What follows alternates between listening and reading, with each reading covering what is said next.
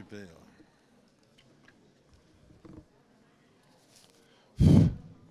Bien. Est-ce que ça marche? Oui.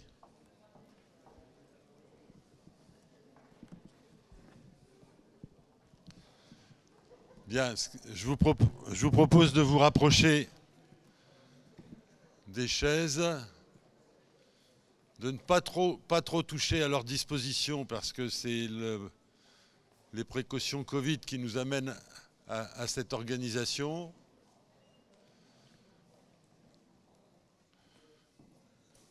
Je vous salue toutes et tous collectivement, vous remercie de votre présence sur cette deuxième matinée d'appropriation du travail des politiques menées par le territoire. Alors ce matin, l'exercice est complémentaire de ce que nous avons fait hier matin, de ce que vous avez pu partager pour celles et ceux qui étaient déjà présents. L'objet est simple, nous avons construit collectivement avec les équipes du territoire, avec l'ensemble des collectivités du territoire, on a construit sur les 4 ans qui viennent de passer un projet de territoire qui a été validé par les instances du territoire. Ce projet de territoire se décline en toute une série de responsabilités menées par les équipes du territoire en liaison avec les collectivités locales. Et ce que nous avons voulu faire ce matin, non pas, c'est pas le rapport d'activité, ça vous l'avez dans votre dossier qui vous montre l'ensemble des choses, mais c'est organiser une présentation avec les services qui vous montrent comment ils gèrent les missions, mais vos interrogations et vos attentes dans les collectivités. C'est tout leur travail qui va s'exposer aujourd'hui, ce matin, et qui va s'exposer, et en même temps, vous le retrouvez donc dans le rapport d'activité, comme vous le retrouvez aussi dans le plan d'action, d'abord dans les exigences, mais dans le plan d'action du territoire. Bien évidemment, il s'agit de dépasser ce travail qui a été engagé et de rentrer de nouveau dans une nouvelle phase de construction, mais je l'ai évoqué hier matin dans mon introduction. Je l'ai évoqué aussi à partir ça a été aussi éclairé à partir de la présentation du cabinet Seban et du cabinet dont j'ai oublié le nom, l'autre cabinet sur les aspects financiers. Ça a été simplement de vous montrer le contexte dans lequel nous travaillons. Donc moi, je ne vais pas être plus long que ça ce matin, je n'ai pas à l'être. Je vais donner la parole à Noémie, elle est partie où? Pardon. Noémie qui va piloter le travail de ce matin, qui est du service communication, et qui va organiser le débat et les moments qui vont démarrer à partir de l'estrade. Je vous souhaite donc aux uns et aux autres une bonne matinée et je vous invite à être aussi possible réactif quand, si vous le souhaitez, par des questionnements dans un premier temps et peut-être un éclairage à la fin de cette matinée, un débat un peu plus complexe si vous le souhaitez. Bon courage à vous et à nous collectivement.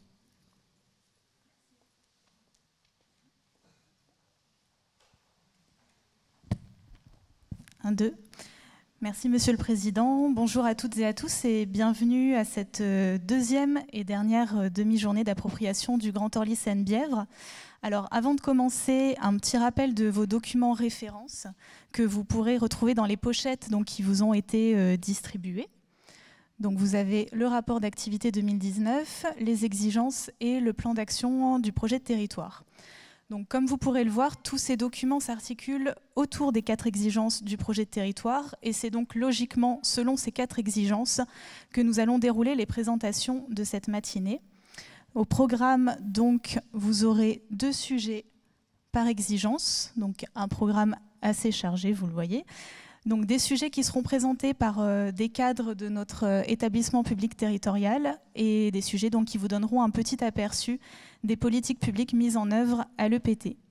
Si vous avez des questions, sachez qu'un temps d'échange sera prévu à la fin de chaque exigence, donc toutes les 2 présentations, si vous avez bien suivi. Donc je vous invite peut-être à les noter au fur et à mesure, voilà, pour pouvoir vous en souvenir au moment des questions. Et on commence tout de suite avec l'exigence numéro 1, combattre les dérèglements climatiques et les nuisances. Alors, à travers les grands axes de cette exigence, que vous retrouverez dans les documents distribués, le Grand Orly Seine-Bièvre entend prendre toute sa part de la mobilisation mondiale pour réduire les gaz à effet de serre et réussir la transition énergétique tout en réduisant les nuisances auxquelles il est confronté. Pour ouvrir le bal de cette présentation, je passe donc la parole à Laure Hochbert, directrice du pôle voirie et cycle de l'eau. Est-ce que le micro... Je pense qu'il est allumé. C'est bon, vous voilà. m'entendez ? Et donc, Laure qui va intervenir sur le sujet de gérer la ressource en eau. Alors, Laure, quand on parle d'eau sur le territoire, on pense aux belles promenades en bord de Seine, on pense aux inondations aussi parfois malheureusement, mais cette ressource peut également venir à manquer. Est-ce que tu peux nous expliquer comment celle-ci est gérée ? Bonjour à tous. Alors là, je n'ai pas un schéma du territoire pour vous expliquer la ressource sur le territoire, parce qu'on a un territoire tellement grand que ça rendrait les choses illisibles. Donc je me suis appuyée sur un schéma un peu théorique, mais je vais essayer d'avoir un propos pratique et très concret. Sur le territoire, c'est vrai qu'on peut avoir l'impression que l'eau, c'est quelque chose d'un peu éloigné, puisqu'on est sur un territoire très urbanisé. Et néanmoins, en fait, on a finalement une dépendance de notre territoire très directe aux rivières qui la traversent ou qui la longent comme la Seine. D'abord parce que la Seine, c'est notre principale ressource sur l'eau potable. C'est là qu'est puisée l'eau dans les stations, enfin dans les usines qui vont potabiliser l'eau et la mettre en distribution pour tous les usagers. Et puis, cette eau, une fois qu'elle a été utilisée, elle est captée dans les réseaux que l'EPT a donc en gestion, les réseaux de collecte des eaux usées, pour ensuite être amenée en station d'épuration et être dépolluée. Et une fois qu'elle est dépolluée, elle est rejetée dans la Seine. Donc on a un vrai lien avec ces rivières. Alors j'ai parlé de la Seine parce que c'est la principale ressource, mais on a également une partie de nos eaux, une fois traitées, ou pas, si c'est directement des eaux pluviales, qui vont être rejetées dans les rivières du territoire, l'Yvette, l'Yerre, l'Orge, la Bièvre. Donc on a vraiment un lien direct avec ces rivières sur nos territoires. Et c'est pas parce qu'on est sur un territoire urbain qu'en fait le cycle de l'eau il est déconnecté il n'est pas présent en fait, quoi. C'est vraiment, on est sur une parenthèse urbaine finalement d'un grand cycle qui est assez classique.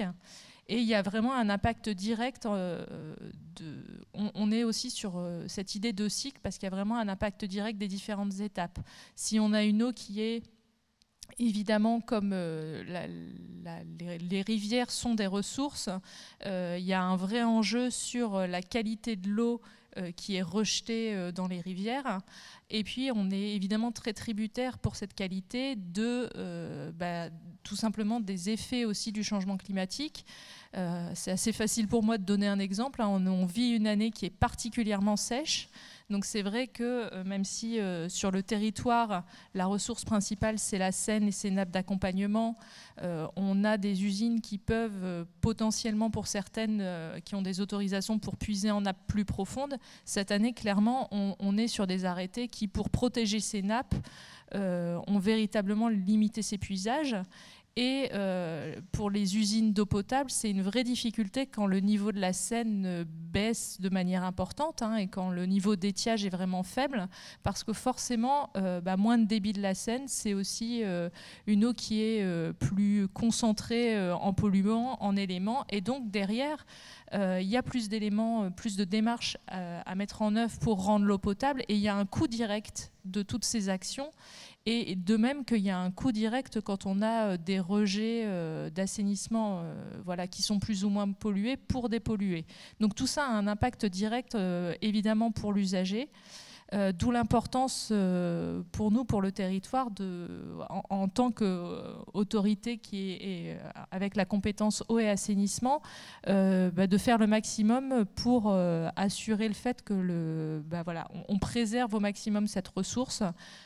Ça passe sur l'eau potable évidemment par des démarches de recherche de fuite, par le fait d'être attentif à l'état du réseau, et sur l'assainissement de la même manière, sur le fait qu'on ait bien une conformité de la collecte des eaux usées, de manière à s'assurer que l'eau qui arrive en rivière, c'est uniquement de l'eau pluviale et non pas de l'eau qui aurait été polluée par ailleurs parce qu'il y aurait des mauvais branchements ou des secteurs où, faute de capacité du réseau, au moment où on a des événements un peu extraordinaires, on a des rejets directs en rivière.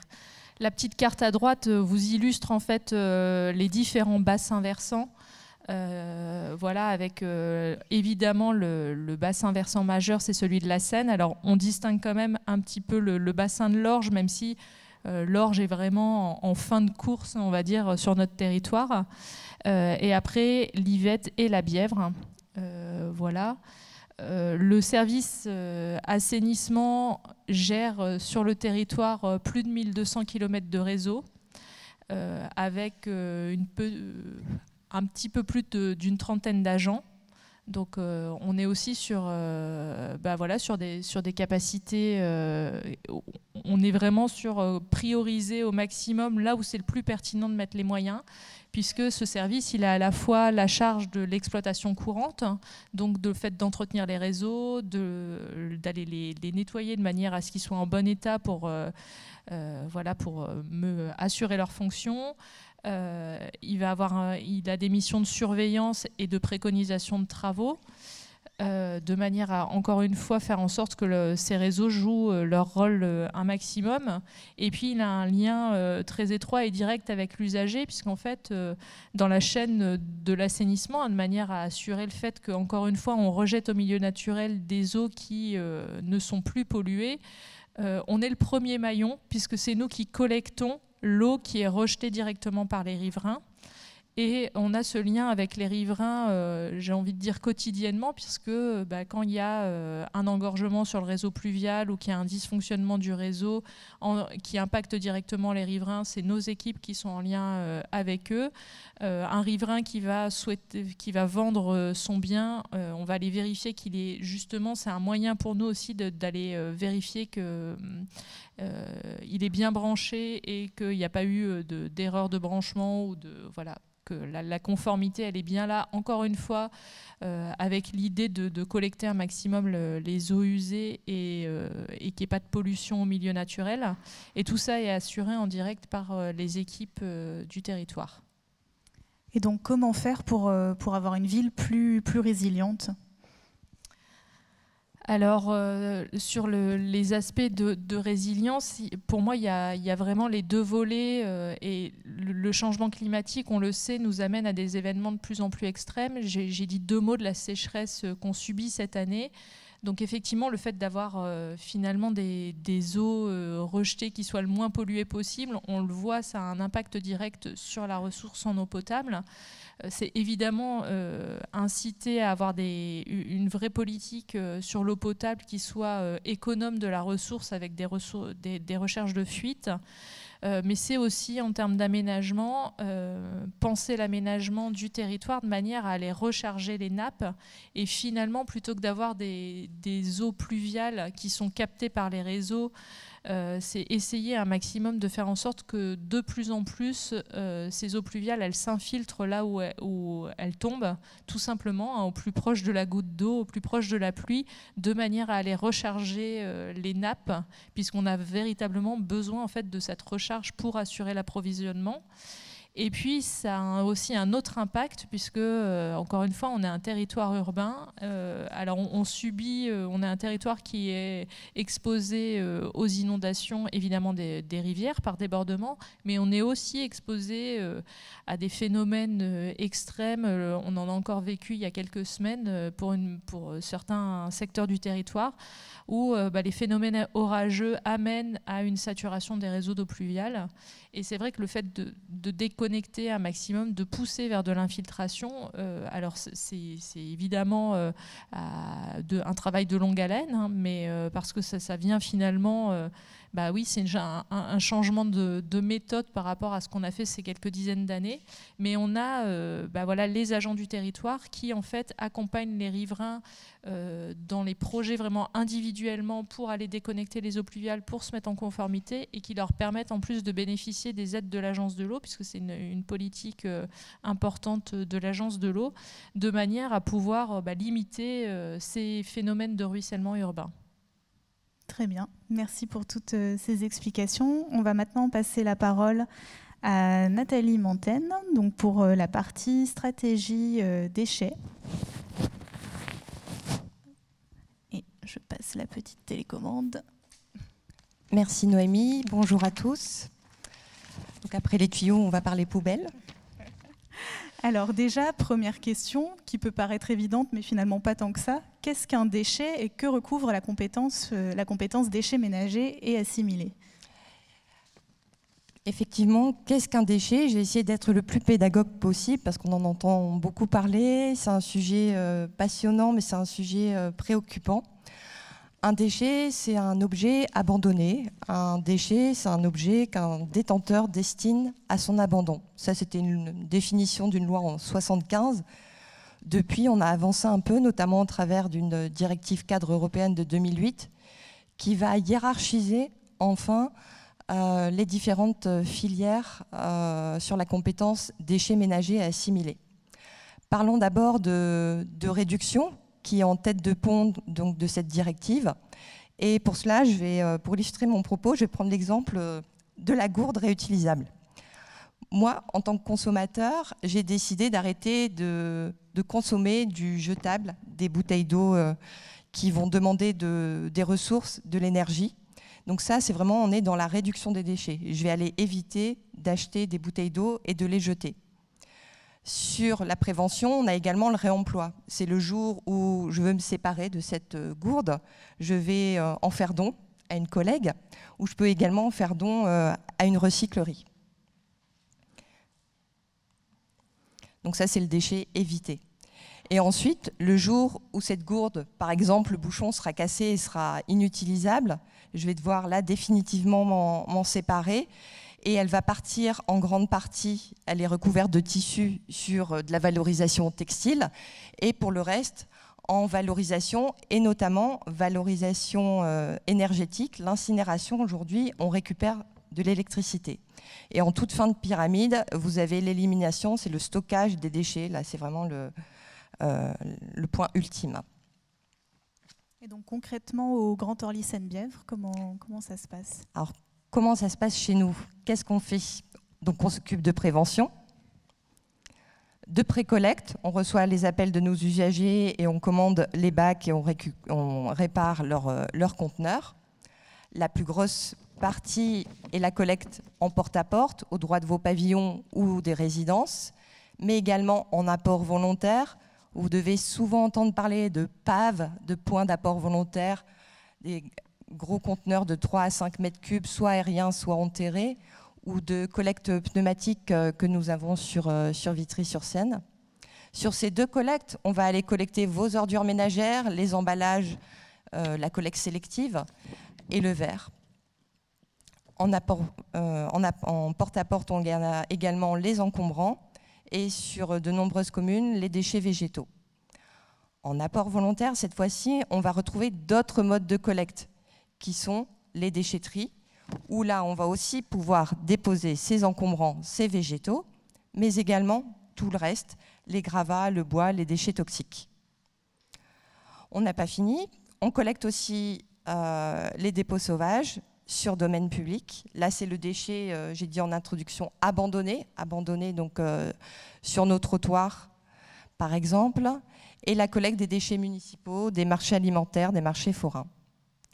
Sans oublier à la fin toute la partie traitement qui est subdéléguée à des syndicats de traitement, et c'est une particularité de notre territoire d'avoir 4 syndicats. J'ai été trop vite. Et donc oui, est-ce que tu peux nous présenter qui travaille pour cette compétence? Oui, ici, avec le pôle déchets, on a voulu vous montrer un peu, là, c'est une cartographie pratico-pratique de comment aussi nous, on est organisé administrativement et vous montrer que vous avez un interlocuteur par secteur.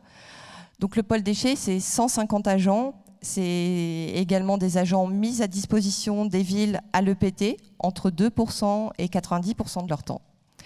Et c'est surtout, là vous les avez particulièrement soutenus pendant l'épidémie du Covid, des rippers et des chauffeurs poids lourds sans qui le service ne pourrait pas se réaliser, mais également des agents en charge de l'accueil physique et téléphonique, quelques chargés de mission, quelques rares chargés de mission, notamment sur la prévention et la valorisation matière, et sur 3 communes, des précieux animateurs qui vont faire de la communication de proximité, et donc 4 équipes encadrantes pour mettre en musique tout ça, et notamment 4 responsables de secteur sur les secteurs qui sont dessinés à l'écran. Et donc très concrètement, est-ce que tu peux nous présenter quelques chiffres clés, des actions phares par exemple? Alors sur les chiffres clés, là à l'écran on va avoir beaucoup de chiffres. Je vais essayer d'en retenir qui sont tirés du rapport d'activité, on le précise. Oui, tout à fait. Vous allez les retrouver sur le rapport d'activité, sur l'exigence 1. Nous, c'est 255 000 tonnes de déchets. À l'habitant, c'est 367 kilos par an, par habitant. Plus d'1 kilo par jour. Là, du coup, ça frappe. Sur les ordures ménagères, en 2019, on était à 285 kilos, ce qui est plutôt pas mal par rapport... en dessous, vous avez la moyenne Île-de-France. Sur les flux valorisés, le vert, là, on sait qu'on peut aller capter plus. On ne va récolter que 14 kilos, j'ai envie de dire. Sur la collecte sélective, on est plutôt bien situé à 34 kilos par an par habitant. Par contre, le chiffre qui fâche, ce sont ces refus de tri. En fait, quand les déchets arrivent sur le centre de tri, mais ils sont triés. Et nos refus de tri qui donc arrivent sur le centre de tri, on paye le prix de cette valorisation, mais qui finalement ne se fait pas pour 17 à 47% de ces déchets qui repartent vers les incinérateurs. Et du coup, on paye aussi le coût de traitement d'incinération. Et 2 autres flux, les déchets végétaux et les encombrants, où on est plutôt dans la moyenne. Là, les chiffres ne font pas figurer les dépôts sauvages qui sont en constante augmentation depuis plus de 2 ans. Peut-être, c'est national, c'est un constat national, et il manque également les déchets des services techniques. Là, c'est tout ce qui concerne vos usagers. Les 2 actions phares, je remets la petite pyramide qui hiérarchise. Le programme local de prévention des déchets qui a été approuvé en 2019. Alors, par exemple, on continue les distributions de composteurs que vous avez tous initiées dans vos villes. Là, on va bientôt initier de la distribution de lombricomposteurs, parce que c'est très demandé, en fait, de plus en plus en appartement. Une des grandes actions de 2019, ça a été la lutte contre le gaspillage alimentaire, et notamment auprès de vos restaurations collectives. Les communes ont été sollicitées, c'était dans le cadre de la loi Egalim, pour mener avec vous des diagnostics sur les cantines scolaires. Beaucoup de villes ont répondu à l'appel, il est encore temps de profiter de ce diagnostic. Ensuite, qui préconise des actions co-construites avec vos services. Si je donne l'exemple d'une ville, les préconisations, c'était... on pouvait économiser 7 tonnes de consommables qui partaient à la poubelle. 7 tonnes pour la ville en question, ça représentait annuellement 40 000 €. 7 tonnes de déchets, enfin d'aliments qui partaient à la poubelle. L'autre action phare, donc là on est côté bleu, recyclage matière, c'était l'extension des consignes de tri. Sur les communes, on trie les bouteilles, on ne sait plus ce qu'on trie, ce qu'on doit mettre dans le bac jaune. Donc la loi de transition énergétique pour la croissance verte a décidé de simplifier tout ça et a fixé une obligation en 2022 pour trier tous les emballages. Les communes essonniennes étaient déjà parties sur ces extensions de consignes de tri. En fait, on va mettre tout ce qui emballe dans la poubelle jaune. Et les communes du SICTOM, suite à un appel à projet auquel nous avions répondu et avons été lauréats parmi 3 autres collectivités d'Île-de-France, se sont embarquées sur cette extension, donc qui simplifie le geste de tri. À venir, côté prévention, ça va être des actions de broyage sur les déchetteries, mais également pour accompagner nos artisans commerçants dans la réduction de leurs déchets. Et sur la partie valorisation, là encore, loi de transition énergétique qui nous impose d'ici à 2024 une solution pour trier nos biodéchets. Les biodéchets, c'est tout ce qui est fermenticible, tout ce qu'on a en cuisine, et ne plus les mettre dans les ordures ménagères. Donc là, on a démarré le diagnostic. On a la chance d'avoir signé un contrat de transition écologique avec l'État. On a la chance d'avoir un partenariat avec GRDF et l'ADEME. Et l'objectif, c'est d'aller chercher du gisement de biodéchets pour après faire soit du compost localement dans le jardin, soit de la méthanisation. Aller chercher ce gisement, notamment auprès des gros producteurs que sont les grosses enseignes ou alors la restauration collective. Il y a beaucoup à faire et voilà, on compte sur vous.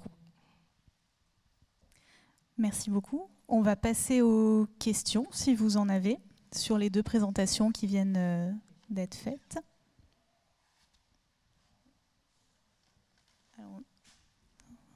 Alors, qui passe le micro ? On va vous emmener un micro.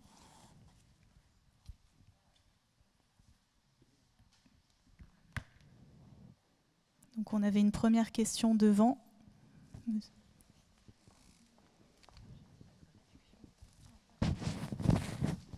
Oui, bonjour et merci pour ces exposés très clairs.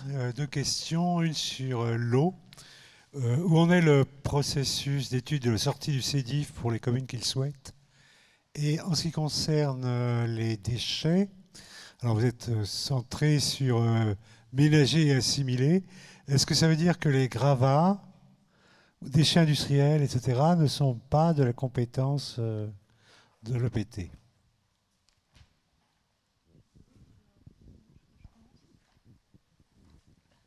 Alors, sur l'eau potable, sur la question de sortie du CEDIF, on en est à quasiment 3 ans finalement d'études, voilà,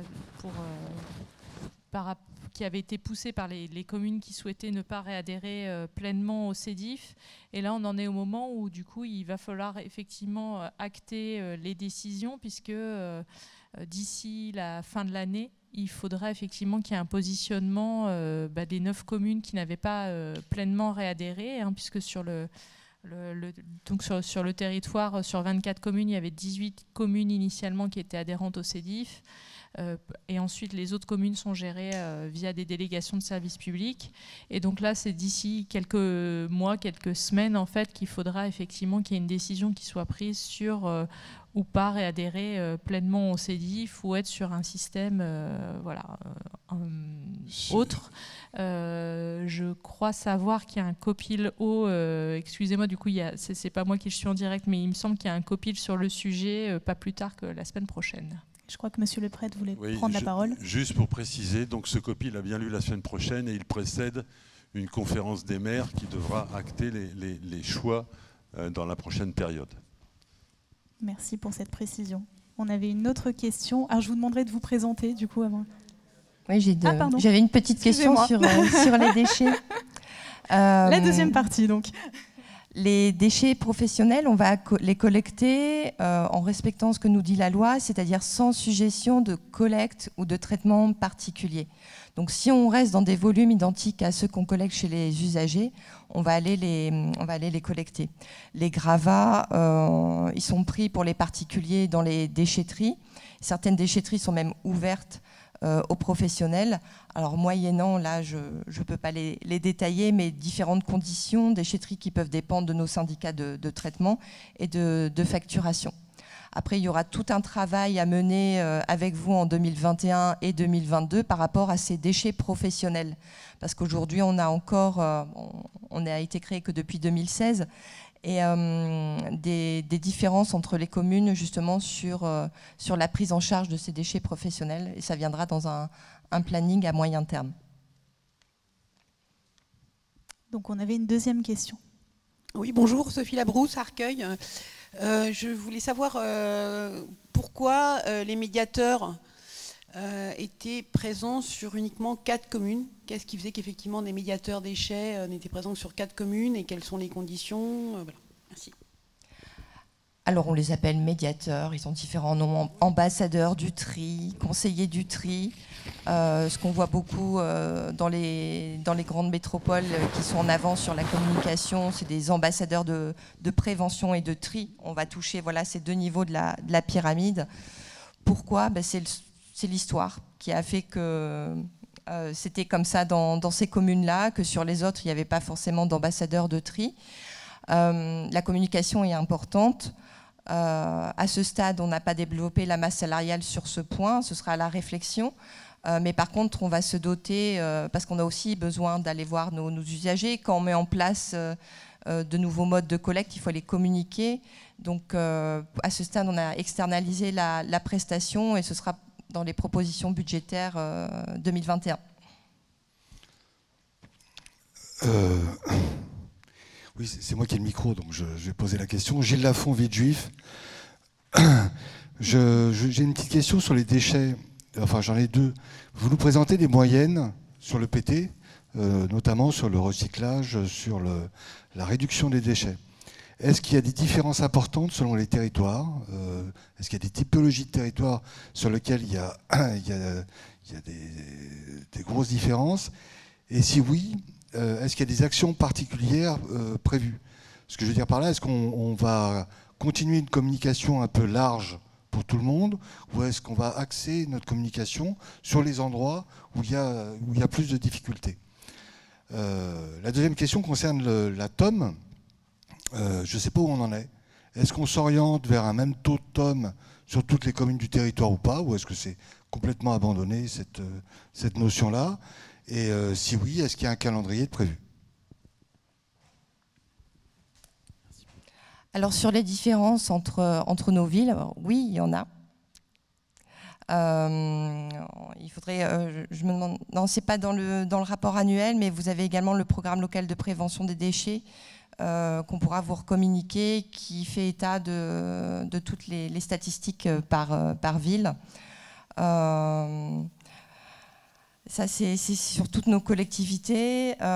Effectivement, après, il faut réussir, c'est même pas à l'échelle de la ville, c'est à l'échelle de certains quartiers, de certaines rues, parce qu'on a des problématiques là, il faut rentrer dans le dur, dans le détail, de locaux-propreté, de communication, nous, services, avec le bailleur.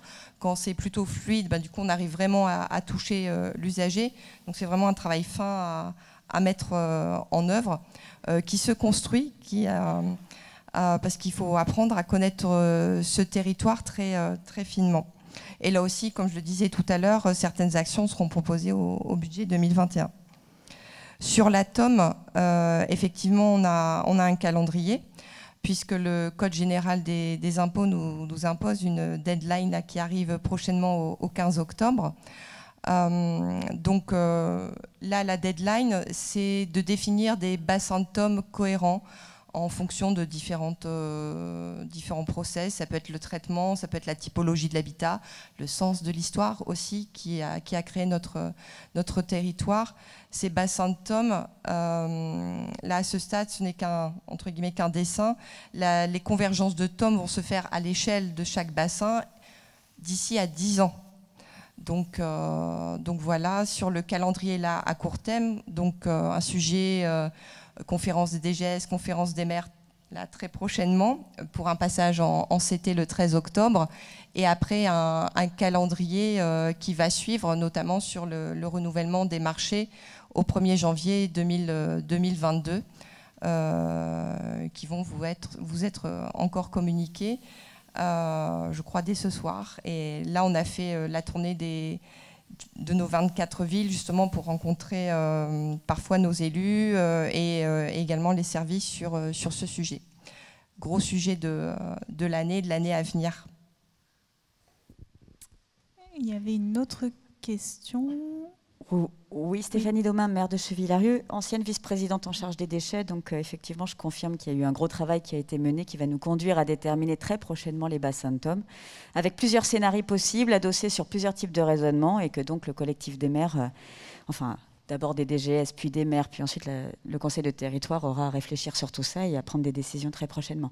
Donc moi, je voulais surtout émettre une réflexion un petit peu générale par rapport à toutes ces questions sur le fait que pour l'instant, tout ça s'est construit beaucoup sur les histoires et communales et intercommunales préexistantes, notamment sur le plan financier, et que c'est aujourd'hui parfois un petit peu difficile de réussir à bâtir de nouvelles visions et de nouveaux projets pour répondre à tous les enjeux que vous avez fort justement soulevés.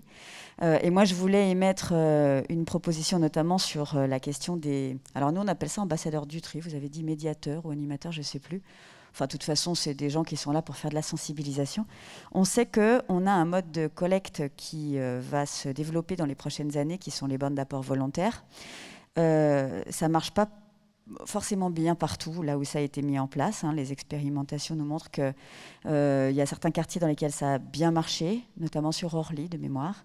D'autres où c'est plus difficile et où on voit bien que l'augmentation des dépôts sauvages, elle est un peu en corollaire à ces dispositifs.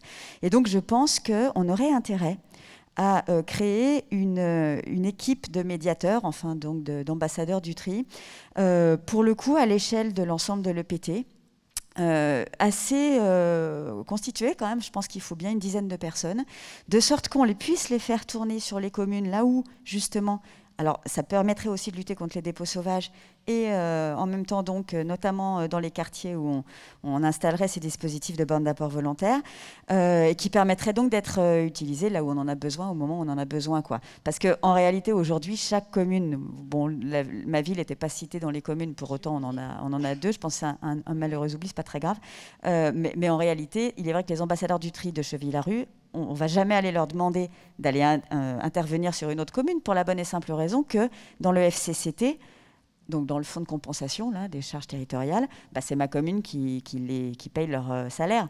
Et donc en fait, bon, on est un peu enfermé aujourd'hui dans cette logique-là. Donc la question, c'est sur quel sujet est-ce qu'on décide finalement d'unir nos forces en quelque sorte pour aller traiter des questions très précises et très particulières. Et je pense que celui-là, c'en est une. On avait deux autres questions, je crois, par là. Ouais.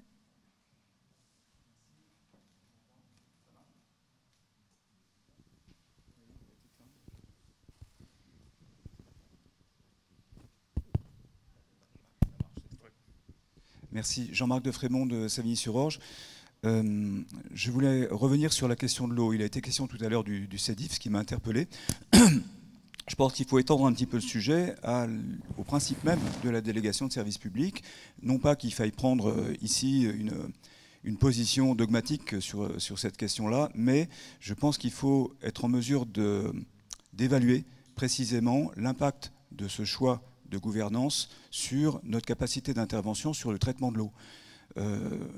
On a des enjeux de santé publique, par exemple, selon le délégataire, on fera appel à des sels d'aluminium à la place des sels de cuivre, ce qui n'est pas neutre. On a des questions et des interrogations sur la bonne conduite des politiques d'investissement dans l'adduction d'eau et donc effectivement sur le taux de perte. Et donc je pense qu'il faudrait être en mesure de bien mesurer quel est l'impact du choix d'une délégation de service public sur notre capacité d'intervention sur le cycle de l'eau. Je pense également au développement possible de non-potabilisation. On a de nombreux équipements publics qu'il faut arroser, les équipements sportifs notamment. Et donc voilà, c'est ces axes de développement-là, il faut interroger notre possibilité de vraiment agir avec ou sans un principe de délégation de service public. Je pense que c'est vraiment quelque chose qu'il faut affronter de façon plus transparente et plus assumée.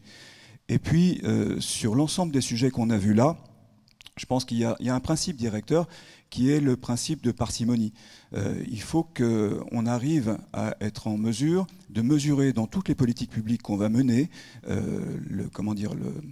la bonne gestion de l'énergie. On dit souvent que dans les collectivités comme partout, on résume toujours les choses aux questions d'argent. Je pense qu'au final, tous ces sujets qu'on a abordés là se résument à une question de bonne gestion de l'énergie. Quand on transforme de l'eau pour la rendre potable, et quand on la retraite ensuite, c'est de l'énergie. Quand on produit les choses qui vont faire du déchet, c'est de l'énergie. Si on en produit moins pour emballer moins, c'est de l'énergie en moins. Si on trie mieux, c'est de l'énergie en moins, et c'est de l'énergie en plus quand on la retraite. Donc tout se résume au fond à une question énergétique.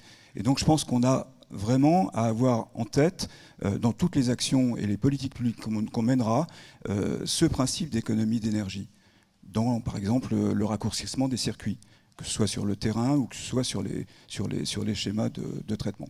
Voilà, merci. Merci. Des réactions peut-être, oui, par rapport aux deux interventions. C'est plus une remarque qu'une question, mais du coup, je me permets de réagir aux deux dernières interventions, même si celle de Madame Domain ne portait pas sur l'eau, mais ça fait quand même écho à ce que gère ma direction. D'une part, ce que je n'ai pas dit dans la présentation, notamment pour ne pas être trop longue, c'est que, par exemple, sur l'assainissement, au 1er janvier 2021, on aura 19 villes sur le territoire qui seront gérées en régie. Et ça nous a été possible, en fait, par la démarche qui a été suivie pour ces passages en régie, c'est que d'une part, à chaque fin de délégation de service public, à chaque date de fin de marché approchant, on a mené des audits de manière à vraiment pouvoir justement, à vous élus, vous laisser, vous donner en tout cas les clés pour choisir si effectivement on allait vers plus de mutualisation des équipes qui étaient déjà présentes sur le territoire, ou est-ce qu'on repartait sur une DSP. Ça a conduit par exemple l'année dernière sur le sud du territoire à recruter effectivement des agents supplémentaires, puisqu'évidemment avec des linéaires de réseaux supplémentaires à entretenir, il nous fallait des agents supplémentaires pour assurer l'exploitation. Mais on voit qu'on peut encore, à mon sens, monter en gamme vraiment sur les prestations qu'on offre. On a un vrai enjeu. J'ai présenté très succinctement le cycle de l'eau, mais les bassins versants sont interdépendants, et c'est évident que les réseaux ne s'arrêtent pas aux frontières communales, qui traversent les territoires, qui traversent même les départements, que les grands équipements d'épuration y sont mutualisés en Île-de-France, et que donc on est déjà inscrit au niveau technique dans ces schémas, puisqu'on a par exemple une équipe qui est en charge de la conformité et dont le contact direct avec le riverain se fait déjà sur l'ensemble du territoire. Alors cette équipe, elle a besoin de renforts parce qu'on a des enjeux notamment de baignade en Seine et des enjeux réglementaires de qualité de la collecte qui arrivent. Et donc du coup, il faut aussi qu'on se donne ces perspectives-là, qu'on les accompagne. Mais voilà, c'était pour illustrer un petit peu ce qui s'était fait sur l'assainissement. Je reviens peut-être pas sur la question de l'eau potable, parce qu'encore une fois, je sais que dans les jours qui arrivent, ça va donner lieu à une conférence spécifique. Merci Laure pour ces précisions. Il y avait une autre question, je crois, de ce côté. Donc encore 2 questions et ce seront les dernières sur le sujet. Voilà. Oui, bonjour à tous. Lydia Bernet de Savigny-sur-Orge. Moi, j'avais une question pratico-pratique concernant la collecte et la mise en place du dispositif de consignation. C'est quelque chose qui existait il y a très longtemps, qui s'est un peu perdu. Est-ce qu'il y a un projet ou des projets de développement de ce mode de collecte qui fonctionne très très bien, notamment chez nos concitoyens européens d'outre-Rhin? Merci. Alors, la consigne est vraiment très intéressante. C'est quand même un peu étonnant d'aller collecter du verre pour le refaire fondre et refaire des bouteilles. Il y avait des projets justement qui avaient été discutés sur la remise en place de la consigne et qui ont été mis entre parenthèses là au niveau national.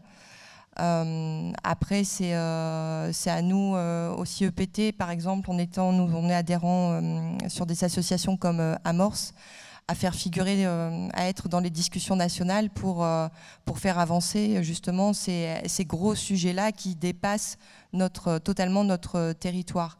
Mais on pourra aussi, pourquoi pas, s'appuyer sur des expériences locales s'il y en a, ou en faire émerger. à ce stade, aujourd'hui, il n'y en a pas à ma connaissance. Et donc on passe à la dernière question, si j'ai bien suivi. Ouais, Fatah Agoun, gentil, simplement pour remercier aussi le travail qui a été fait, parce qu'il est extrêmement intéressant, et ce qui est produit par le PT.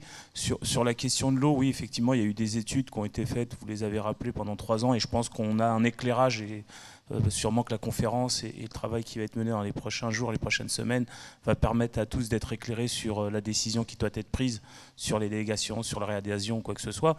Pour autant, il est nécessaire qu'on ait une vision globale sur les questions de l'eau, parce qu'il y a ce qu'on appelle la potabilisation, et il y a le côté effectivement assainissement, et je crois que là-dessus il y a un vrai sujet, parce que le tout étant de rejeter dans de bonnes conditions, et je ne sais pas dans quelles conditions l'ensemble du réseau d'assainissement il est, et ça il faudra décider des arbitrages assez importants sur le sujet. Sur le deuxième sujet du déchet, pour Gentil, la question du dépôt sauvage est un élément majeur. Je le dis parce qu'on est bordé par le périphérique, 2 autoroutes, et que généralement ces délaissés-là sont des lieux où on stocke énormément de dépôts sauvages. On en ramasse, nous, une tonne 4 par jour, 1 tonne 4 de dépôts sauvages par jour, et c'est extrêmement difficile, complexe à gérer, à suivre. Donc la question des déchetteries, je le dis, la redevance spéciale, la redevance incitative, toutes ces questions-là qui ont été vertueuses, pollueurs-payeurs, avaient pour objectif de pouvoir réduire,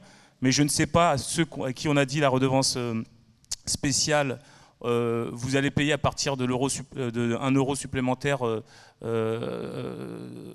vos déchets, s'ils n'ont pas baissé là où ils avaient une exonération pour pouvoir mettre dans le conteneur d'à côté. Je le dis parce que c'est ce qu'on a connu, on a des commerces qui ont baissé leur conteneur, pour autant ils produisent toujours autant de déchets, et ils mettent dans le conteneur d'à côté. Donc je crois que c'est un vrai sujet sur lequel il faut qu'on se pose.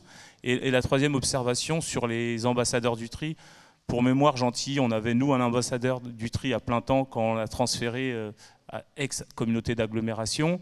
On l'a transféré en réfaction d'AC, c'est ce que ça nous a coûté. Pour autant, par la suite, au fur et à mesure, et c'est tant mieux si ça a pu servir à d'autres villes, il a été mutualisé. Donc ça aussi, c'est un vrai sujet. Et le dernier sujet, c'est ce qui a été dit sur la tome. La tome, ça va être compliqué sur les bassins ou autres, parce que quand vous avez une tome à 3 chez quelqu'un et que vous avez une tome à 10 chez un autre, la convergence, je ne sais pas d'idées, mais au moins de se rejoindre, c'est un peu difficile. Donc on attend effectivement les propositions là-dessus, quoi. Je vais essayer de faire une réponse courte, au moins sur ma partie. Juste peut-être pour préciser sur l'assainissement, effectivement, on a un réseau, 1200 km de réseau, c'est beaucoup. C'est un vrai sujet, l'état des réseaux d'assainissement. Évidemment, il y a aussi un sujet sur l'état des réseaux d'eau potable. Encore une fois, l'enjeu de réduction des fuites, il porte sur la totalité des réseaux. C'est un vrai enjeu aussi de préservation de la ressource, mais aussi de coût pour l'usager. Et sur l'assainissement, ce qui a été mené, c'est déjà en grande partie des études pour vraiment prioriser là où il y avait de manière très urgente en fait, des travaux à réaliser. Sachant que ce qui amène à faire des travaux, c'est évidemment l'état vieillissant du réseau, mais c'est aussi l'ensemble des projets d'aménagement qui sont sur le territoire. On est sur un territoire où il y a énormément de mutations, où il y a des grands projets, il y a des gares qui sont en train de sortir, il y a d'autres moyens de transport, il y a des projets de renouvellement urbain, et tout ça, ça a un très fort impact en fait, sur les travaux qui doivent être faits sur le domaine public, que ce soit en voirie ou en assainissement. Ça a aussi un impact sur évidemment les modes de collecte et ce qu'on met en place derrière en termes de politique de gestion des déchets. Donc évidemment, on regarde tout ça avec en tête que aujourd'hui, ce qui finance la collecte des eaux usées, donc ce qui est la compétence de l'EPT, c'est la redevance assainissement, mais que ce qui finance la collecte des eaux pluviales, par exemple, et je pense aux projets d'aménagement qui peuvent être de tout ordre, hein, ça peut être juste un lotissement, ou comme ça peut être un grand équipement, comme ça peut être juste entre guillemets une nouvelle école. Et bien derrière la gestion de ces eaux pluviales, en fait, il y a aussi la question du financement de qu'est-ce qui va permettre de gérer ces eaux pluviales. Et finalement, c'est là où j'ai envie de vous convaincre que le zéro rejet des eaux pluviales au réseau, ça a un vrai impact aussi. C'est que ce qui doit financer la gestion des eaux pluviales, c'est les budgets des villes, des contributions à l'EPT, via des contributions à l'EPT, alors que finalement l'infiltration, c'est gratuit. Donc c'est un peu le bon message comme celui de la prévention des déchets. Hein. Le déchet qu'on ne produit pas, évidemment, il ne nous coûte rien. Et l'eau qu'on n'a pas générée, effectivement, elle ne nous coûte rien aussi à gérer.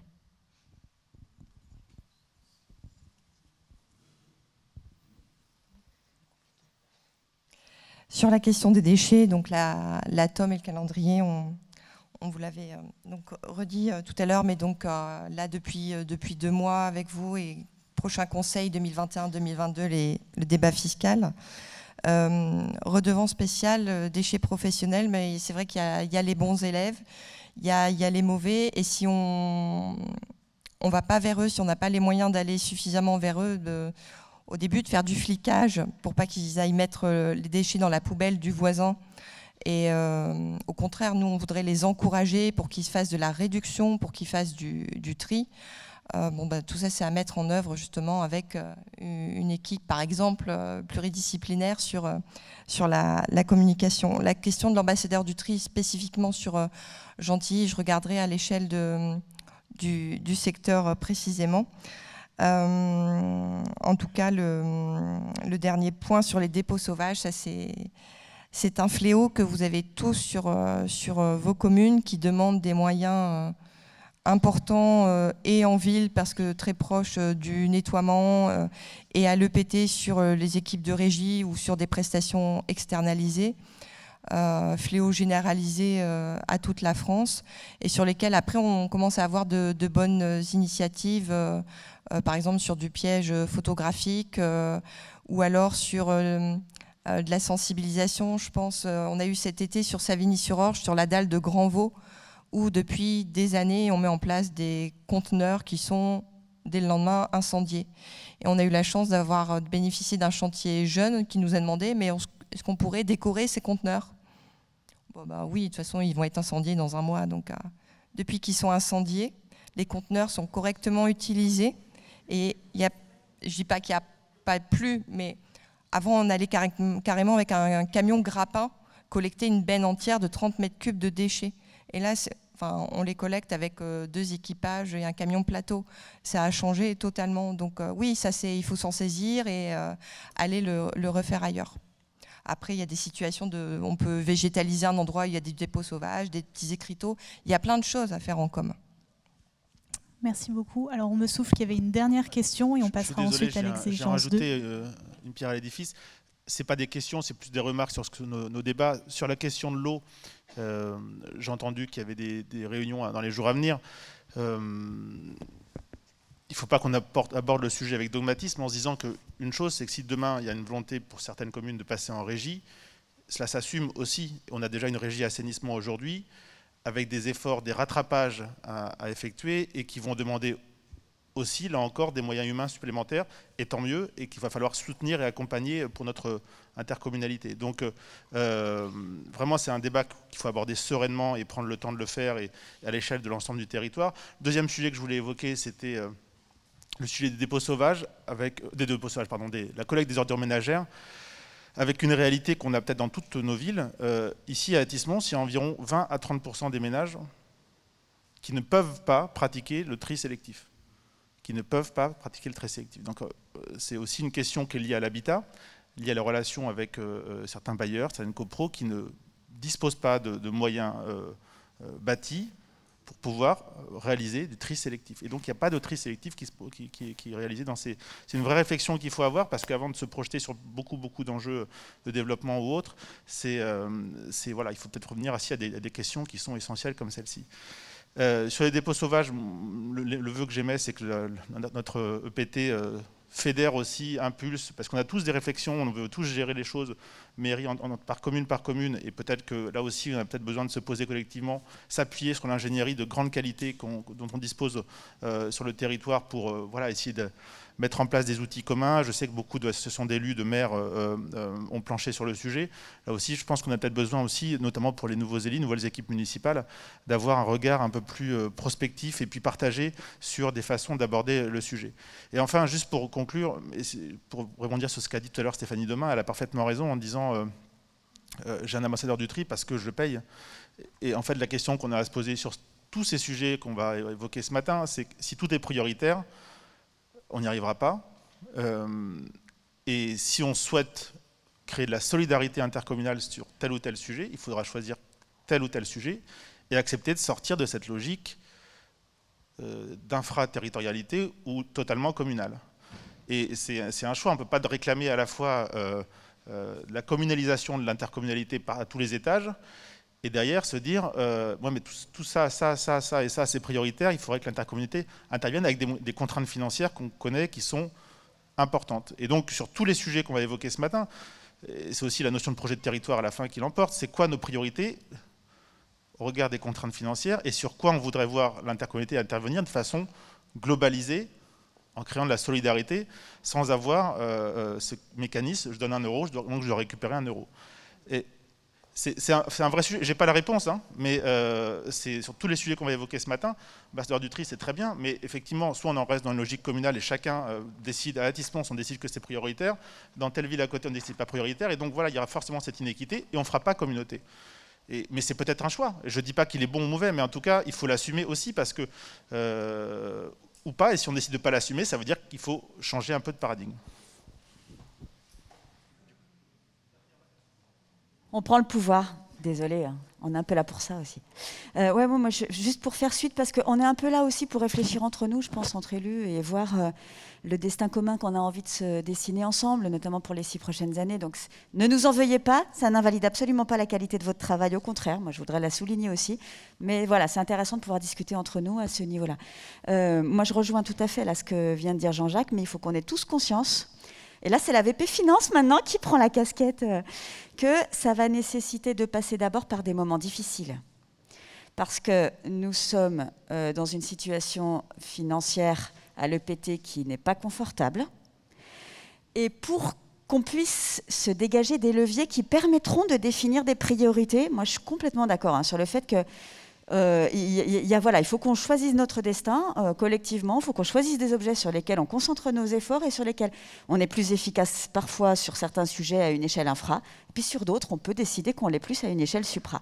Mais pour pouvoir arriver à cette logique-là, il va d'abord falloir passer par des moments un peu difficiles où il faudra qu'on fasse des choix sur le plan financier. Je ne rentre pas dans le détail maintenant, mais notamment sur la suite des histoires intercommunales préexistantes qui nécessitera qu'on pose un peu les choses à plat, qu'on fasse des choix et qu'ensuite on voit si ça nous dégage des leviers pour la suite. Je crois que Monsieur le Président veut... Alors, je ne veux surtout pas jouer le censeur. J'attire votre attention, nous avons 6 autres thématiques à traiter derrière et qui sont tout aussi importants. Par contre, ce que j'identifie d'ores et déjà, c'est que le bilan d'activité qui a parfois été mal perçu dans le passé, aujourd'hui, on rentre dans une phase de partage et d'appropriation beaucoup plus forte et beaucoup plus conséquente, mais qui pose des questions. Moi, j'approuve ce que disent Jean-Jacques et Stéphanie, dans le sens où ça va nous contraindre, nous mettre le dos au mur parfois sur un certain nombre de sujets. Chacun des thèmes qui sont posés aujourd'hui vont être l'objet de débats, d'approfondissements, de décisions que nous porterons collectivement. En tout cas, moi, c'est l'engagement que j'ai pris en lançant ces deux demi-journées. Mais je vous assure que nous serons contraints d'avancer, et ce n'est pas la dernière des questions que vient d'évoquer Stéphanie. Quand on parle action, on parle argent. Mais j'ai aussi entendu le fait qu'on parlait économie et qu'on parlait objectivement un aboutissement de nos missions qui peuvent nous permettre et nous mener à faire des économies. Mais je voudrais qu'on puisse glisser sur les sujets suivants, et je vous assure que je ne voulais censurer personne, bien au contraire, parce que le débat qu'on vient d'avoir me passionne. Merci Monsieur le Président, merci pour toutes vos interventions. On fera une petite pause d'ici 1 heure, donc n'hésitez pas à continuer les échanges aussi de manière informelle pendant la pause. Et on va tout de suite passer donc à l'exigence numéro 2, garantir la ville et la qualité de vie pour tous.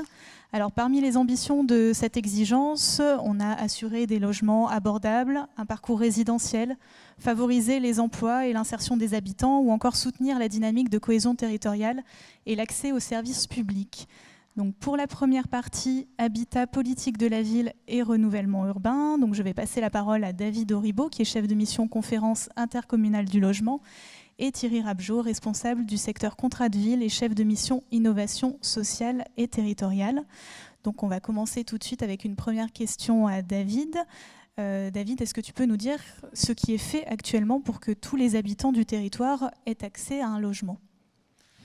Alors, il est fait un certain nombre de choses. Avant de rentrer dans le vif du sujet, il est important de rappeler que l'enjeu pour le PT, c'est d'apporter une réponse à la fois qualitative et quantitative aux besoins des ménages du territoire, de leurs souhaits et de ceux également travaillant sur le territoire. Donc, avant de pouvoir définir ce qui est fait pour leur permettre d'accéder à un logement, il est nécessaire d'identifier les enjeux. C'est ce qui a été fait à travers une étude Force-Mencia en 2018 et ce qui a été ensuite détaillé dans une seconde étude co-menée et cofinancée avec Action Logement en 2019. Une étude relative aux besoins des salariés sur le territoire du Grand Orly-Seine-Bièvre. Voilà, pour proposer des logements, encore faut-il avoir des données à la fois sociodémographiques et économiques sur les besoins.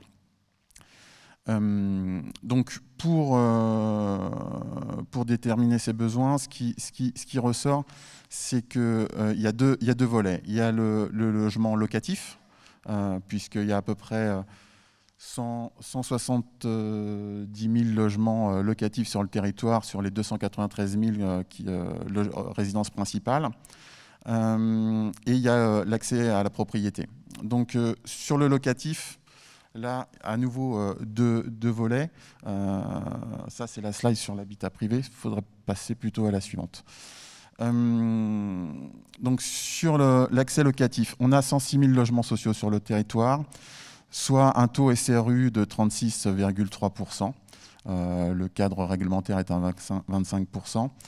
On est sur un territoire aux portes de Paris, de la MGP, donc avec une forte pression, et ce qui a amené notamment le service en 2019 à travailler sur le dispositif expérimental d'encadrement des loyers, introduit par la loi Elan de 2018. Donc un dossier qui a été déposé auprès des services de l'État et qui sera réétudié d'ici la fin de l'année, suite à certaines évolutions ou positionnements de communes. L'objectif de tout ça, c'est de permettre à certains ménages d'accéder à un logement abordable. Voilà. Ensuite, au niveau du logement social, il y a des dispositifs qui ont été mis en place, notamment à travers la conférence intercommunale du logement, pour évaluer les besoins et adopter des stratégies d'offres de logements en termes d'attribution, mais aussi de mutation, mais aussi de garantir les équilibres de mixité sociale à terme et les enjeux de rééquilibrage. Donc il y a des objectifs très précis d'attribution entre zones QPV et hors QPV, qui sont les quartiers politiques de la ville, sur lesquels mon collègue reviendra tout à l'heure. Pour mener à bien tous ces travaux, la CIL est une instance composée de 3 collèges, coprésidés par le président de l'EPT et le préfet, qui réunit à la fois les bailleurs, les représentants associatifs et l'ensemble des communes du territoire. On sait également qu'il y a un patrimoine vieillissant sur le territoire. Est-ce que tu peux nous expliquer un petit peu quelles sont les actions qui sont menées pour lutter contre les habitats indignes? Alors, sur l'habitat indigne, alors ou vieillissant, il y a 2 volets. Sur le volet social, il existe les conventions d'utilité sociale qui sont un outil aussi d'information sur les perspectives des bailleurs sociaux en termes de réhabilitation de leur parc. Donc on a pu avoir des travaux, notamment cette semaine avec un bailleur du territoire, qui nous a permis de mettre en évidence que sur l'année dernière, un certain nombre de ces locataires avaient sollicité le service insalubrité de l'EPT sur des situations d'habitat indigne. Donc ça nous a permis effectivement de voir avec ce bailleur la programmation de travaux qui était prévue dans les années à venir pour régler cette problématique. Ensuite, sur l'habitat indigne dans le parc privé, il y a un deuxième aspect, 2 axes principaux. Effectivement, comme je l'évoquais, le service insalubrité qui concerne 5 communes de l'Essonne, qui agit sur sollicitation des administrés en réalisant des enquêtes au domicile et qui donne des préconisations de travaux à réaliser. Ça représente à peu près sur l'année 250 dossiers en file active, 170 dossiers nouveaux et 16 dossiers classés en 2019 classés car les travaux avaient été réalisés par le propriétaire. Un deuxième axe concernant l'habitat privé dégradé, ce sont les dispositifs d'accompagnement des copropriétés. Donc ça représente un peu plus de 2000 logements sur le territoire, 2029, c'est l'autre slide. Donc on voit aussi là un schéma une cartographie qui date un petit peu sur le logement, on va dire potentiellement indigne, sur lequel je vais revenir ensuite. Donc 13 dispositifs, plus de 2000 logements accompagnés en résidence de copropriété, avec différents dispositifs mobilisés, des dispositifs qui sont déterminés en fonction des besoins spécifiques de ces résidences. Alors ça peut être du préopérationnel, c'est-à-dire des enquêtes, ou de l'opérationnel. On retrouve à ce moment-là des dispositifs comme le POPAC, l'OPA, le dispositif SULI, un PNR-CAD aussi sur Villeneuve-Saint-Georges. Donc ces dispositifs-là sont mobilisés en fonction des besoins. Et ça nécessite effectivement une interaction entre les services de l'EPT, mais aussi les services des villes concernées. On peut dire aussi que, par exemple, dans le cadre des suivis de ces dispositifs, notamment sur l'ex-Val de Bièvre, on a 25 copropriétés qui bénéficient de financement. Sur la carte sur laquelle je reviens, donc c'est une carte de 2013 sur le parc potentiellement indigne. Alors, il est difficile d'avoir des données statistiques parce que sur certaines données, il y a des secrets statistiques qui limitent, on va dire, l'analyse et de conforter un petit peu tous les éléments. Mais globalement, sur l'ensemble de territoire, sur les informations qui sont en notre possession, le parc potentiellement indigne peut aller de 0,1% sur une commune à 17%. Voilà. On va passer peut-être la parole à Thierry Rabjot. De manière générale, sur le volet accompagnement, comment peut-on préserver le vivre ensemble sur le territoire? On a la petite partie désinfection du micro, désolé.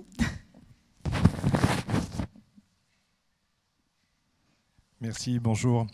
Comment préserver le vivre ensemble sur le territoire? Principalement en préservant la cohésion sociale et territoriale, en mobilisant et en développant une ingénierie spécifique, j'y reviendrai, et puis en contribuant à l'accès au droit et à la tranquillité sur le territoire. Alors pour préserver la cohésion territoriale et sociale, nous mobilisons à l'EPT l'ensemble des acteurs et des partenaires qui contribuent à lutter contre les inégalités en accompagnant les quartiers un peu dits de la politique de la ville. Sur le territoire, les quartiers dits de la politique de la ville, c'est 31 quartiers prioritaires qui représentent à peu près 100 000 habitants, 34 quartiers de veille qui représentent aussi à peu près 100 000 habitants. C'est 8 contrats de ville signés en 2014, dans un premier temps jusqu'en 2020, qui ont été prolongés jusqu'en 2022. Deux exemples concrets développés par le territoire, le fonds de soutien aux initiatives locales pour accompagner l'ensemble des associations des quartiers prioritaires de la politique de la ville. En 2020, c'est un peu plus de 90 associations qui sont accompagnées sur un budget de 150 000 €, vraiment sur des actions de développement social urbain dans les quartiers. Puis un autre exemple, le label Action Innovante, que nous menons à l'EPT depuis 3 ans, où nous accompagnons vraiment des associations qui innovent concrètement au bénéfice des habitants dans les quartiers. Et innovation aussi de 2019, première rencontre du réseau des innovateurs. C'est important de faire réseau, que l'EPT soit aussi une vitrine et de pouvoir valoriser les échanges et des projets innovants sur les territoires. Deuxième élément, il faut mobiliser et puis développer une ingénierie spécifique. C'est ce que nous développons à l'EPT en travaillant sur l'observation, en travaillant sur l'évaluation, sur la coordination des 8 contrats de ville, sur la mobilisation des crédits de droit commun et enfin sur la participation des habitants. Et puis nous contribuons à l'EPT à l'accès au droit et à la tranquillité, notamment grâce aux 2 maisons de la justice et du droit qui sont présentes sur Villejuif et sur Athis-Mons, grâce au conseil intercommunal de sécurité et de prévention de la délinquance qui est présent sur les 6 communes de l'Essonne, et puis aussi son outil, le centre de supervision urbaine qui est basé ici à Athis-Mons. Et donc sur la partie renouvellement, est-ce que tu peux nous dire quel travail est engagé par l'EPT pour requalifier les espaces urbains en difficulté? Alors c'est le slide suivant. C'est un travail de longue haleine, hein, vous le savez toutes et tous, pour mener ce travail, pour lutter contre la relégation urbaine de certains quartiers et puis surtout d'améliorer les conditions de vie des habitants. Sur le territoire se mobilise beaucoup et mobilise toutes ses compétences. On l'a vu tout à l'heure avec notamment les collègues en charge des déchets et de l'eau, c'est aussi des notions importantes. On mobilise toutes nos compétences sur les 11 projets de renouvellement urbain sur le territoire. Moi, je voudrais insister ce matin sur les 3 enjeux qui me semblent majeurs sur le renouvellement urbain. Il y a d'abord une nécessité de travailler sur des projets intégrés. C'est quand même un petit peu nouveau. Aujourd'hui, les projets de renouvellement urbain sont des projets complexes. Ce sont des projets qu'il faut prendre dans leur globalité. Ça nécessite une expertise, une ingénierie complexe, à la fois sur l'urbain, le social, l'économique, le culturel. Et c'est vraiment des chantiers qui prennent du temps et qu'il faut accompagner sur la durée, souvent sur 10 ou 15 ans. La deuxième dimension, c'est la dimension environnementale qui prend une place de plus en plus importante, notamment, on en parlait tout à l'heure, sur la gestion des ressources, sur la gestion des déchets, sur la gestion de l'eau, des énergies, le recyclage des matériaux qui devient un élément important de ces projets, et puis parfois la gestion des friches qui peut être assez complexe à gérer. Et puis la troisième dimension, c'est la dimension financière. On le voit, c'est la question de la soutenabilité financière. Nos 11 projets de renouvellement urbain, c'est un investissement global estimé aujourd'hui à 2,5 milliards d'euros.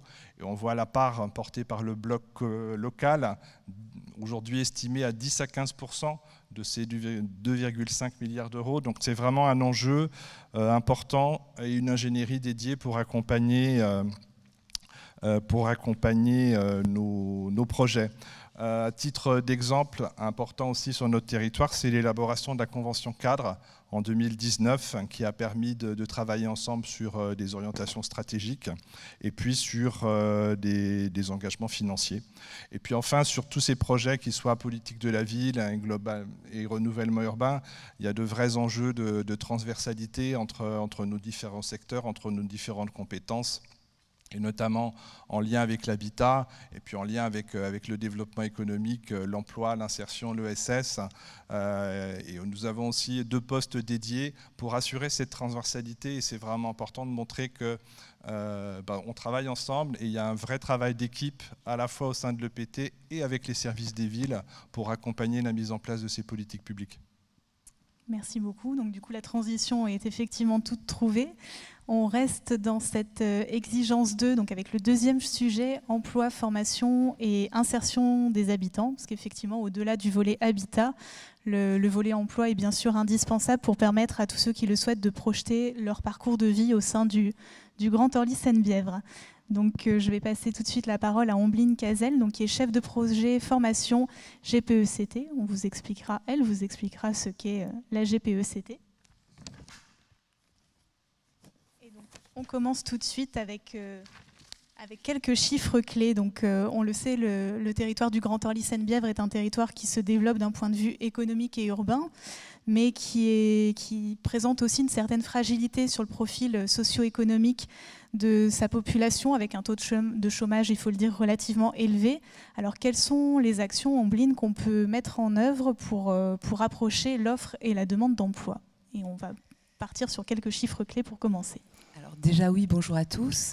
Effectivement, pour poser la question des actions qu'on met en place, il faut voir aussi à quoi on essaie de répondre. Donc le défi sur le territoire, il apparaît bien là à l'écran. C'est-à-dire qu'on est sur un territoire qui est une des plus grosses réserves d'emplois métropolitaines, puisqu'il y a 285 000 emplois sur le territoire, mais ce sont plutôt des emplois de cadre, des emplois qualifiés.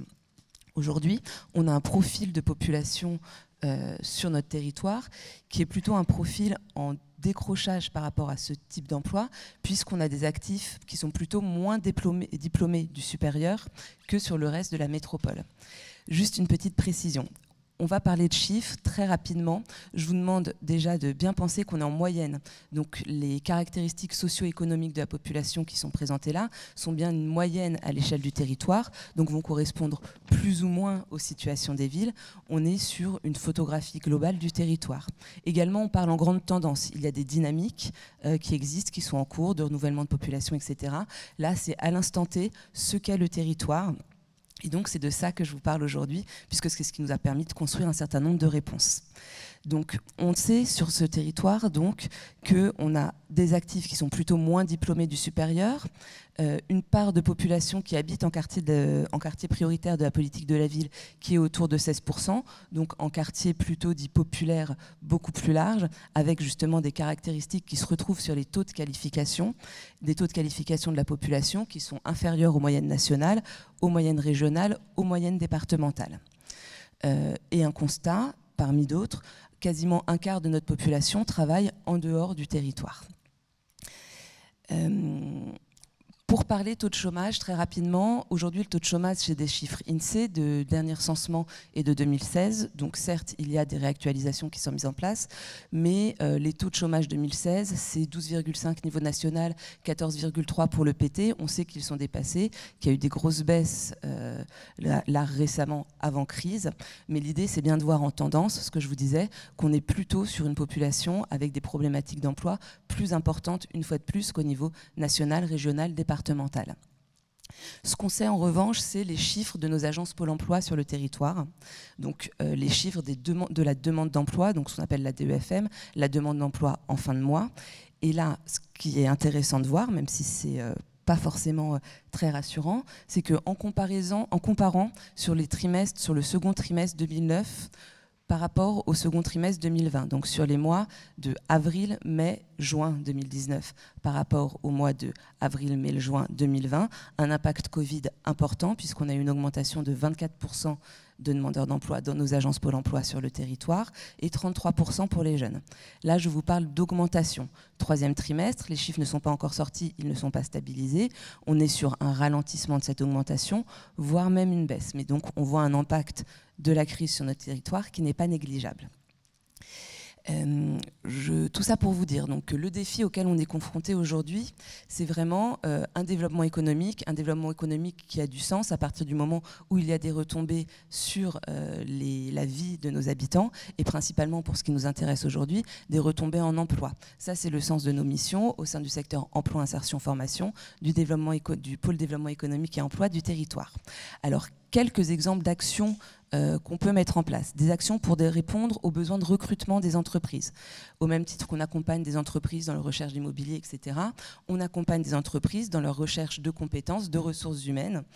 Et l'enjeu pour nous, c'est bien quand il y a des besoins de recrutement, de pouvoir travailler en lien avec les acteurs locaux, en lien avec les villes, pour que les recrutements nouveaux qui apparaissent sur le territoire soient des recrutements, plutôt des recrutements locaux. D'autres types d'actions qu'on peut mettre en place. Des actions d'information sur le sujet de l'emploi. On a un gros sujet d'information, de porter à connaissance des habitants, de porter à connaissance des acteurs ce qui existe. Donc là, c'est tout le travail sur les forums, sur les job dating, sur les actions de sensibilisation métier qu'on met en place avec l'ensemble de nos partenaires. Également, des actions qui portent sur les publics les plus éloignés de l'emploi, ceux qui ont le plus besoin de l'action publique. Aujourd'hui, deux types d'actions. Donc, d'une part, accompagner la levée de ce qu'on appelle les freins périphériques à l'emploi, ce qui va rendre compliqué pour les personnes l'accès à l'emploi. Donc, les questions autour du numérique, les questions autour de la mobilité, par exemple. Donc, tout ça, c'est des plans d'action qu'on travaille avec notamment les collègues de la politique de la ville et de la cohésion sociale, comme l'a dit Thierry tout à l'heure. Donc voilà, des actions pour travailler sur la levée des freins à l'emploi. Et puis, quelque chose qui est très important, très porté sur le territoire, c'est la question de la clause d'insertion. Donc, comment on développe un achat public qui va être un achat public responsable. Très concrètement, c'est comment est-ce qu'on vient flécher un certain nombre d'heures de travail générées par les marchés publics vers des publics qui ont besoin d'accéder à l'emploi et qui ont de fortes difficultés pour le faire. Aujourd'hui, le territoire, donc dans le cadre des clauses d'insertion du Grand Paris Express, le territoire est signataire de 2 conventions, une avec la RATP, une avec la Société du Grand Paris. Aujourd'hui, je pense qu'on est donc, excusez-moi, pour la mise en œuvre des lignes 14 Sud et 15 Sud, donc qui traversent une partie de nos communes. Et donc, je pense qu'on est à environ 600 000 heures d'insertion réalisées à ce jour, et c'est des conventions qui continuent à se dérouler. J'en profite sur ces 2 types d'actions. Le PT ne travaille pas aujourd'hui en direct avec les publics, sauf sur le sujet de la clause. Aujourd'hui, le PT travaille avec des structures qui, elles, accompagnent directement les publics. Donc on finance, on soutient, on monte des projets avec. Ça me permet, Noémie, si tu veux bien revenir en arrière, oui, voilà, sur cette slide qui permet de voir quelle est la valeur ajoutée en fait, de l'EPT dans ce domaine de l'emploi, de l'insertion, de la formation, qui est un domaine de compétences partagées. Aujourd'hui, ce que nous sommes en capacité de faire, c'est de la coordination. Vous voyez, on travaille avec de nombreux acteurs, donc on finance notamment pour le compte des villes les 6 missions locales du territoire, les plis. On travaille très en lien avec l'ensemble des 13 agences Pôle emploi, si je ne dis pas de bêtises, avec d'autres acteurs de l'emploi que sont la Cité des métiers, le comité de bassin d'emploi, l'école de la deuxième chance, Orly International, le réseau des acteurs locaux que vous connaissez bien puisqu'ils sont sur vos territoires. Les facilitateurs locaux de clauses sociales. Donc aujourd'hui, nous, notre enjeu, c'est vraiment de pouvoir travailler sur la coordination. C'est notre valeur ajoutée pour avoir des actions qui vont être plus lisibles, plus visibles et du coup plus impactantes. Et donc, je veux bien qu'on rechange de slide. Au support de cette mission, de ce travail, il y a une organisation de proximité qui est mise en place par le territoire pour travailler au plus près du terrain. Donc l'équipe du secteur emploi, insertion, formation travaille de manière sectorisée. Donc vous voyez 4 secteurs, nord-ouest, nord-est, sud et central. Vous les voyez assez clairement apparaître en couleur sur cette carte. Et l'objectif, c'est bien de pouvoir faire redescendre et construire avec les partenaires l'ensemble des actions qui sont mises en place, qui sont portées. Une autre carte juste derrière, puisque je vous parle d'organisation de proximité. Très rapidement, cette carte-ci est le maillage en fait, des chargés de mission clause sociale. Aujourd'hui, le PT est entièrement couvert sur ce sujet de la clause d'insertion. Aussi bien par des agents EPT que sinon par d'autres partenaires que souvent nous finançons. Voilà. Alors évidemment, on ne peut pas évoquer l'emploi sans évoquer la formation. Finalement, est-ce que la formation n'est-elle pas le premier accès vers l'emploi ? Alors, la formation fait partie des sujets de l'accès à l'emploi, pas le seul comme on vient de le voir, mais c'est effectivement un sujet qui est particulièrement important sur notre territoire au vu des enjeux que je vous ai évoqués assez rapidement tout à l'heure. Donc, aujourd'hui, sur la formation, on sait qu'un certain nombre d'entreprises dans un certain nombre de secteurs peinent à recruter de manière quantitative, mais surtout peinent à trouver des compétences formés pour pouvoir répondre aux besoins des entreprises. Depuis plus d'1 an maintenant, le PT travaille de manière partenariale, dans le cadre notamment du bassin d'emploi, copiloté avec la région et l'État, pour construire de nouvelles réponses dont nous sommes opérateurs. Ces nouvelles réponses sont tout d'abord ce qu'on appelle une démarche de gestion prévisionnelle des emplois et compétences territoriales. Il s'agit en fait de réussir à identifier quels sont les besoins en recrutement des entreprises à court, moyen et long terme pour voir comment est-ce qu'on va pouvoir travailler sur l'adaptation des compétences, donc des ressources humaines locales, en prenant bien en compte une question prospective, qui est celle de l'évolution des métiers. Donc, lancement d'une démarche de gestion prévisionnelle des emplois et compétences territoriales, dont je vais vous reparler juste après. Deuxième réponse que le PT a travaillé, donc toujours dans un cadre partenarial, c'est la vitrine des emplois. Donc la vitrine des emplois, c'est certes la partie visible de la GPECT, mais c'est aussi une plateforme numérique en faveur de l'emploi local, toujours avec cet objectif de rendre les actions emploi qui existent plus visibles, plus lisibles, plus impactantes. C'est vraiment une plateforme qui permet de connaître ce qui se passe sur le territoire en termes d'emploi. Donc avant de vous la présenter un peu plus dans le détail, quelques mots sur la démarche de gestion prévisionnelle des emplois et compétences territoriales. Donc c'est vraiment une réponse à cet enjeu de répondre, d'anticiper les compétences qui vont se développer sur le territoire à court, moyen et long terme et de le faire avec l'ensemble des partenaires concernés.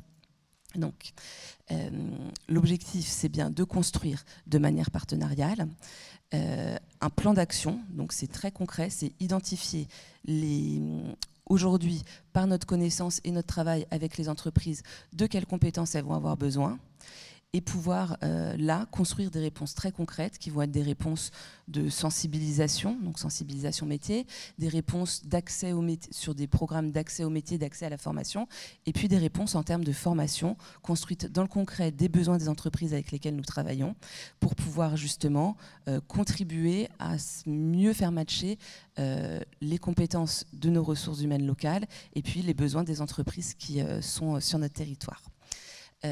Donc des soutiens substantiels de la région et de l'État, donc notamment dans le cadre du plan régional d'investissement dans les compétences, donc des soutiens financiers pour mettre en place ce plan d'action, de grandes thématiques qui ont été décidées pour travailler ces plans d'action, donc l'industrie, ma collègue Mélina vous en parlera un peu plus avant tout à l'heure, le numérique évidemment, quelques secteurs en tension qui ont été fléchés. Vous avez vu le travail sur les clauses d'insertion, donc évidemment le secteur du bâtiment travaux publics, et puis on a un sujet quand même service à la personne assez fort sur le territoire. Et évidemment, avec la crise, on était déjà sur des réflexions donc très portées au niveau de l'EPT sur la question de la transition écologique. Là, il faut qu'on approfondisse et donc on revoie nos programmes d'action pour faire entrer encore plus ce sujet des métiers de la transition dans les programmes d'action qu'on souhaite développer. Donc sur la GPECT, voilà, l'objectif c'est vraiment évidemment de faire par le biais des coordinations territorialisées que je vous ai évoquées tout à l'heure en termes d'organisation, faire à la fois déployer sur l'ensemble du territoire et dans l'ensemble des communes ces programmes d'action et puis les co-construire avec l'ensemble des acteurs locaux. Je pense que sur on va maintenant vous montrer concrètement à quoi ressemble la vitrine des emplois. Donc on vous demande 2 petites secondes, le temps pour nous d'aller jusqu'à l'ordinateur. Mais peut-être que sur le chemin, tu peux nous dire quand a été lancée cette vitrine des emplois. La vitrine des emplois a été présentée donc, aux exécutifs précédents au premier trimestre 2020, donc en conférence des maires, en conférence des DGS, et puis a été lancée le 28 février dernier auprès des acteurs locaux et des acteurs de l'emploi. Elle a également été présentée dans les différentes coordinations territorialisées. Alors, un premier point sur la vitrine. Donc, la vitrine, c'est un outil et c'est un outil qui est en construction encore aujourd'hui. Donc, il y a des choses qui sont abouties, des choses qui sont encore en train d'être travaillées dessus. C'est un outil qui est vraiment partenarial, je vous le redis une fois de plus. Voilà, donc vous voyez ici le logo de la vitrine des emplois. Vous voyez en dessous l'indication du bassin d'emploi Grand Orly-Seine-Bièvre. Pas d'autre logo, jusqu'au pied de page, où effectivement, là, nous sommes vraiment sur nos partenariats institutionnels, les départements, le pôle emploi, l'État et la région. Donc, cette vitrine est construite autour d'un agrégateur. Alors, cet agrégateur, c'est en fait un outil numérique qui vient agréger environ 400, donc ce qu'on appelle les job boards, donc les sites de recherche d'emploi qu'on trouve sur Internet aujourd'hui, dont le site de Pôle emploi. Donc pareil, un petit point d'alerte, enfin plutôt d'attention, les chiffres qui sont présentés sont une fois de plus des chiffres en tendance, donc ils indiquent des grandes masses, ils indiquent des tendances. Pour autant, on couvre environ 90% des offres visibles. On a des progrès à faire sur les sujets notamment emploi public et on y travaille. Mais donc voilà, des chiffres en tendance. Donc la vitrine, au début, est partie de l'idée qu'il nous fallait un compteur qui nous montre ce qui existait en termes de création d'emplois sur le territoire. Aujourd'hui, vous voyez, on est sur 9313 emplois, 9313 emplois à l'échelle des 24 villes du territoire. Au moment du lancement de la vitrine, donc début mars, on était à 10 000, 11 000 emplois à peu près. Au plus fort de la crise, on est descendu à 4 000. Et puis depuis, on voit une remontée qui s'est fait progressivement, mais sans discontinuer. Et là, depuis la rentrée, on est aux alentours de 9 000 emplois. Je ne crois pas qu'on soit repassé sous ce chiffre. Donc ça, c'est vraiment les 24 villes du territoire. En revanche, après, quand on parle de recherche d'emploi, on parle plutôt en termes de bassin de vie. Donc, du coup, je vais vous faire la petite recherche en direct. Si je suis mécanicien et que je cherche un emploi à Athis-Mons, je l'inscris, je recherche, et si tout va bien, voilà, je vois qu'aujourd'hui, il y a 16 offres d'emploi de mécanicien à Athis-Mons et aucune ne correspond à ma spécialité. Je peux faire une recherche à 5 km autour d'Athis-Mons ou à 10 km autour d'Athis-Mons. Là, on n'est plus sur un sujet d'observation, on est bien sur un sujet pratico-pratique pour les personnes. Et là, je recherche et je vois 47 offres d'emploi. Donc, on est sur un agrégateur d'offres d'emploi. Attention, le parti pris pour la vitrine, c'est bien de faire de l'information en faveur de l'emploi local. On ne fait pas d'intermédiation. L'offre est repérée, on l'ouvre et là, on est rebasculé vers le job board initial. Ce que je ne vous ai pas dit sur la vitrine, c'est qu'en fait la vitrine donc, est accessible depuis le 28 février en ligne et donc s'adresse à nos partenaires économiques, s'adresse à nos partenaires de l'emploi, à nos acteurs locaux en règle générale, principalement ceux qui font de l'accompagnement des publics, mais s'adresse aussi aux habitants puisqu'elle est complètement accessible. Donc, je vous ai parlé du sujet agrégateur. Très rapidement, la vitrine est aussi un sujet d'observation du territoire. C'est un outil d'observatoire.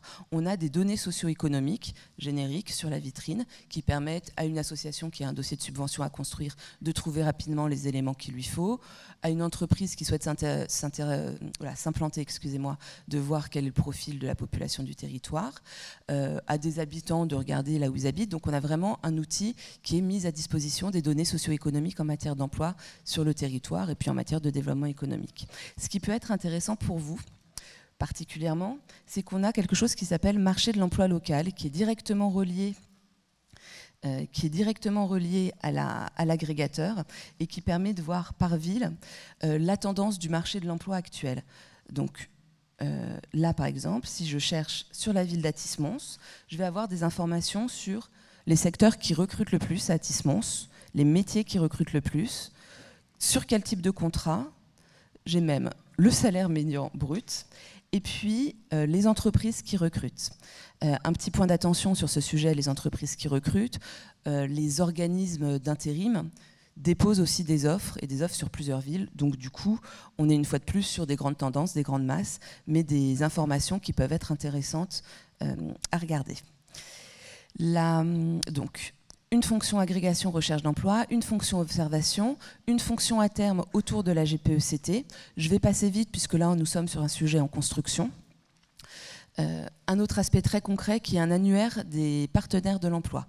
Une fois de plus, nous sommes en construction, nous sommes en train d'étoffer cet annuaire, mais vous voyez, on peut aller par ville, donc je vais toujours mettre Atis-Mons, pour rechercher l'ensemble des acteurs de l'emploi qui interviennent sur le secteur. Et on peut cibler par public, donc tout public, public jeune, public senior, demandeur d'emploi, etc. Donc là, vraiment, l'idée, c'est on a un besoin spécifique, puisqu'on a des caractéristiques spécifiques, on regarde sur notre ville ou sur les villes autour à qui on peut s'adresser. Et en fait, encore 30 secondes et j'ai terminé. Nous avons une rubrique actualité. Ce que je vous disais, c'est qu'on avait un gros besoin de rendre visibles et lisibles les actions qui existent sur le territoire pour faciliter le travail des professionnels qui accompagnent les publics et puis la recherche d'emploi, simplement des demandeurs d'emploi.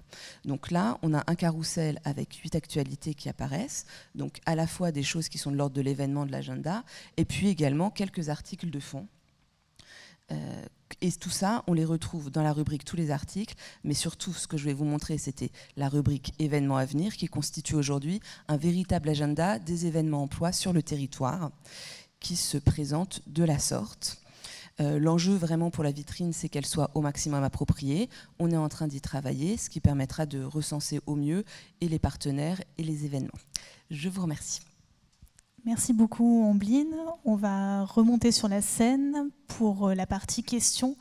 Alors, on a un peu dépassé le timing, donc on va prendre quelques questions, 10 minutes de questions, et après on fera une petite pause avant d'enchaîner sur l'exigence 3. Est-ce que vous avez des questions déjà ?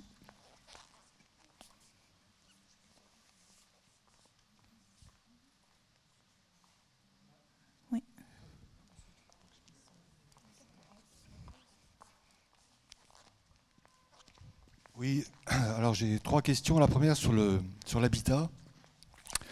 À la CAVB, on avait un plan local de l'habitat. Et bon, aujourd'hui, je ne sais plus du tout, au niveau de l'EPT, est-ce qu'il y a un document qui contractualise les relations entre les villes en matière d'habitat, ou est-ce que c'est le plan métropolitain de l'habitat qui s'applique, qui va s'appliquer une fois qu'il sera voté. Donc je ne sais pas du tout où on en est, donc faites-nous un petit point là-dessus. La deuxième question concerne donc la conférence intercommunale du logement dont vous nous avez parlé. Je vois qu'elle a des compétences assez importantes. Comment s'articule la volonté exprimée de coopératives de ville, donc comment ça s'articule avec une conférence intercommunale du logement. Comment se fait l'adéquation entre la volonté politique des villes et cette conférence intercommunale du logement. Et la troisième chose concerne l'emploi. Alors tout le monde est pour que l'emploi se développe et que les citoyens aient un accès plus aisé à retrouver un emploi. J'ai quand même des interrogations sur l'utilisation de ce genre de site. Je m'imagine, moi, demandeur d'emploi allant au Pôle emploi, parce que là, c'est un passage un peu obligé.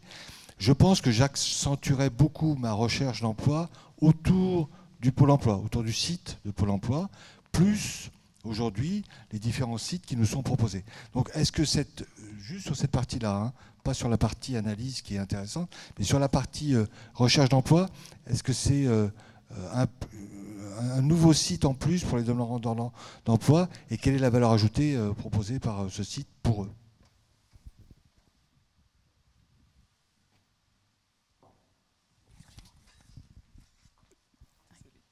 Il y a un deuxième micro sinon.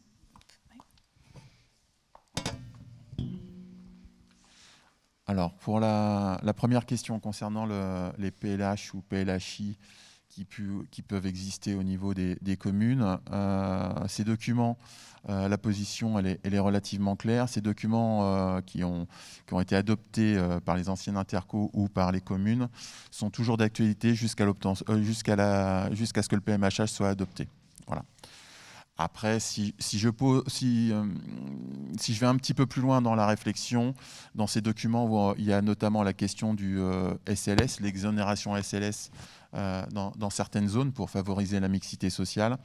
Donc c'est les PLH et PLHI ayant quand même, pour certains, datant un petit peu, il peut y avoir une question, on va dire, ou au moins une réflexion sur la mise à jour des zones d'exonération de SLS, tout simplement pour ne pas être un petit peu déconnecté des réalités actuelles en termes d'occupation du parc social.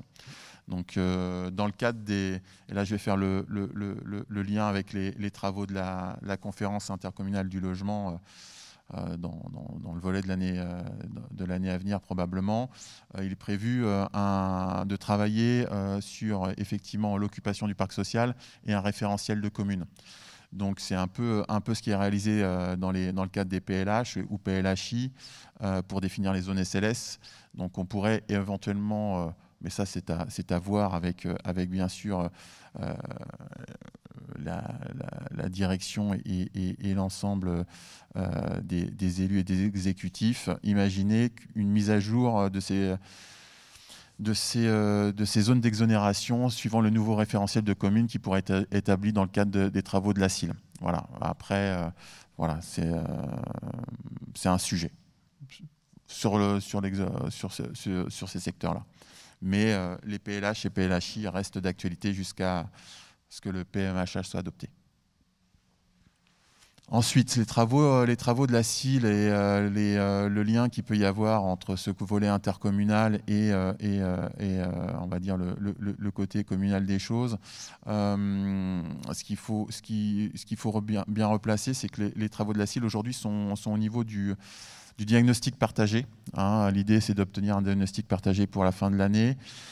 Pour faire ce diagnostic partagé, il y a eu des échanges, notamment avec chacune des communes, à travers notamment des ateliers de travail.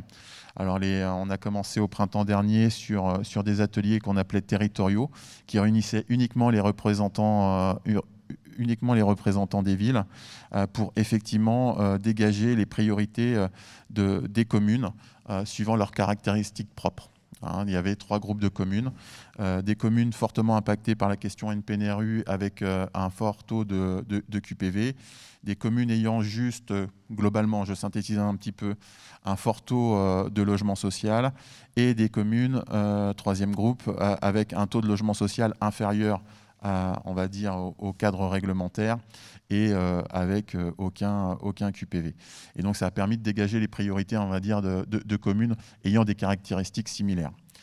Il en est suivi une deuxième série de travaux qu'on appelle les ateliers thématiques qui ont commencé avant l'été. Cette fois-ci, ces travaux ont été menés avec les communes, mais aussi avec les représentants des 2 autres collèges. Donc le collège, on va dire, des bailleurs et des professionnels du logement, ainsi que le collège des représentants, on va dire, associatifs ou de locataires. Ces travaux, ces 4 ateliers concernaient les questions de mutation, concernaient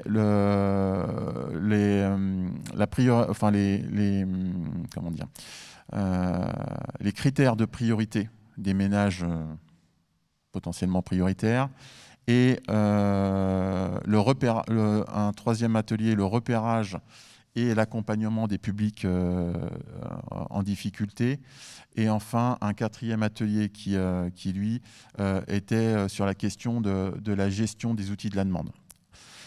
Ce 4e atelier, justement, n'était pas nécessairement imaginé au départ lorsqu'on a travaillé sur le cahier des charges avec le prestataire. Pour autant, justement, c'est une question qui est ressortie au niveau des communes et donc qui a été intégrée dans le cadre des travaux. Il reste 2 ateliers à mener. Ces 2 ateliers auront lieu d'ici la fin de l'année, après qu'il y ait une nouvelle présentation justement des travaux de la CIL et de ses objectifs en conférence des maires, a priori prévu le 3 novembre. Et les travaux devraient avoir lieu, les 2 autres ateliers qui concernent à la fois la mixité sociale et le relogement NPNRU devraient avoir lieu dans la foulée entre le 5 et le 10 novembre. L'idée étant de pouvoir réunir, alors je ne sais pas sous quelle forme compte tenu de la situation sanitaire, la CIL en plénière d'ici mi-décembre pour partager le diagnostic. Voilà. Avant l'élaboration du document cadre et de la CIA courant 2021. Oui, bonjour. Je voudrais faire une question d'un ordre un peu plus général, mais extrêmement importante. Je reprends les termes de notre président, parce que le nerf de la guerre, c'est l'argent. Et en cas de rénovation urbaine et avec le développement économique ô combien important qui est associé, et ça va de pair, et ce n'est pas possible d'imaginer une rénovation urbaine sans le développement économique. Là où le bas blesse, c'est que je voudrais être certain que le territoire finance le côté développement économique, ce qui, semble-t-il, quelquefois pose problème, notamment lorsque c'est une rénovation en rue où le territoire, j'ai un sujet précis, dit oui mais là c'est l'ANRU, etc. Je voudrais avoir des précisions là-dessus et savoir être rassuré sur le fait que le territoire suivra sur les deux volets de financement.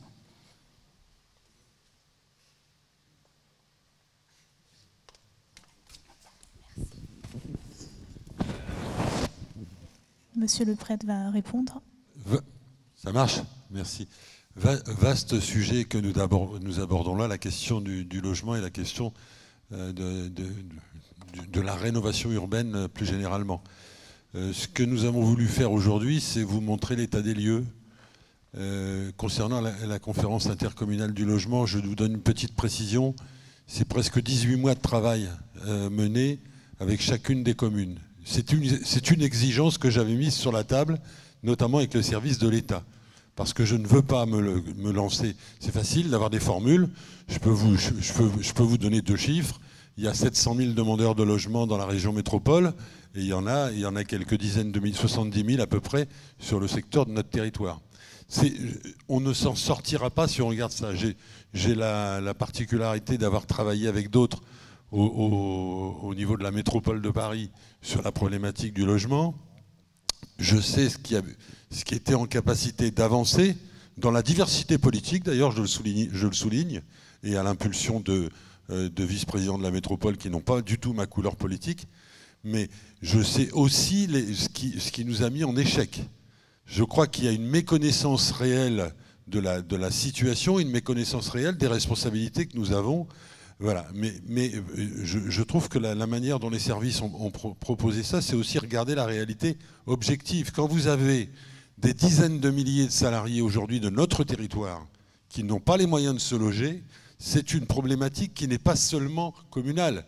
C'est aussi une problématique qui est liée aux partenaires, aux entrepreneurs, etc. Voilà. Je dis ça, je ne veux pas fermer un débat, au contraire, il faut l'ouvrir, qu'on l'ouvre très rapidement. Et c'est une petite anecdote, j'ai eu un échange récemment avec le préfet, avec lequel je suis co-responsable de la conférence intercommunale du logement. Il est très pressé qu'on reprenne les travaux, donc on va les reprendre, mais on ne va pas les reprendre, ce n'est pas le prêtre qui va les reprendre avec le préfet, c'est notre collectif qui devra rediscuter d'un certain nombre de questions. Sur la rénovation urbaine, je ne vais pas me cacher derrière mon petit doigt, il y a un sujet. Quand on regarde l'ensemble des réalités objectives qui sont posées sur la carte du renouvellement urbain nécessaire, une question nous est posée. Est-ce qu'on est capable, et je ne provoque pas, est-ce qu'on est capable d'organiser entre nous, territoires, la question de la solidarité pour s'en sortir? Si on pense, et je vous assure que je ne cherche pas la provocation politique, mais si on pense que les problématiques qui se passent dans le nord du département, du territoire, au milieu du territoire ou au sud du territoire ne nous concernent pas tous, si on pense que ça n'impacte pas nos vies sociales, si on pense que ça n'impacte pas nos réalités, on est dans l'erreur.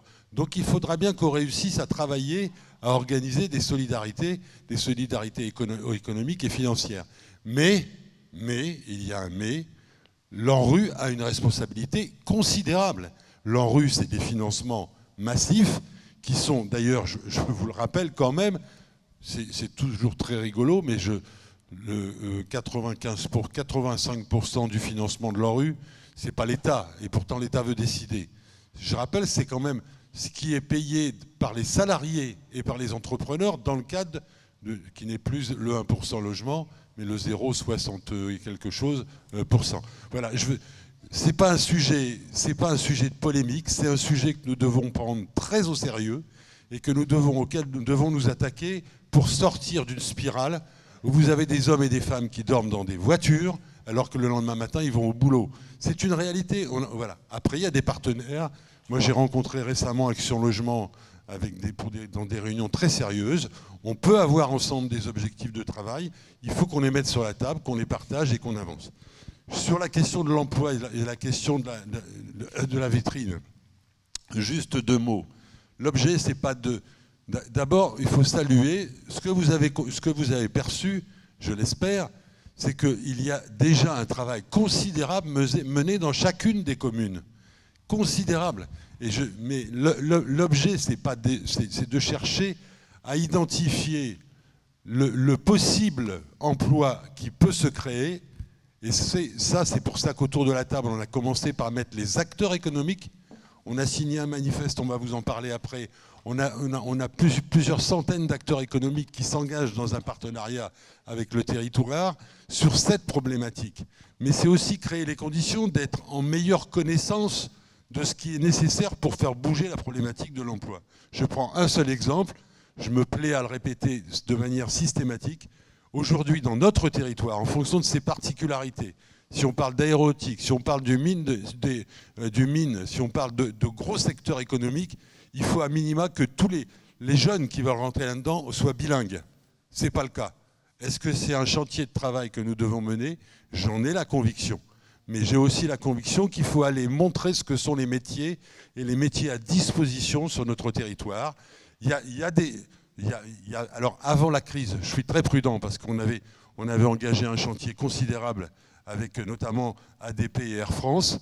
On avait engagé un chantier où on identifiait des emplois qui vont se créer tout de suite. Des milliers d'emplois qui vont se créer tout de suite, mais la capacité de créer l'adéquation entre l'emploi et le demandeur d'emploi, il y a des marches à construire. Et j'insiste, vous l'avez vu, nous travaillons avec la région, avec le Val-de-Marne, avec l'Essonne, avec le Pôle emploi et avec la Directe. Parce que moi je suis convaincu, et à côté de ça, bien évidemment, les acteurs économiques que j'évoquais. Il faut par contre qu'on aille travailler plus avec les demandeurs d'emploi en appuyant les questions dans les quartiers, notamment les quartiers populaires. Merci Monsieur le Président. Je vous propose de faire une petite pause de 5-10 minutes parce qu'on a encore beaucoup de choses à voir. Donc on se retrouve à 11h15. Merci.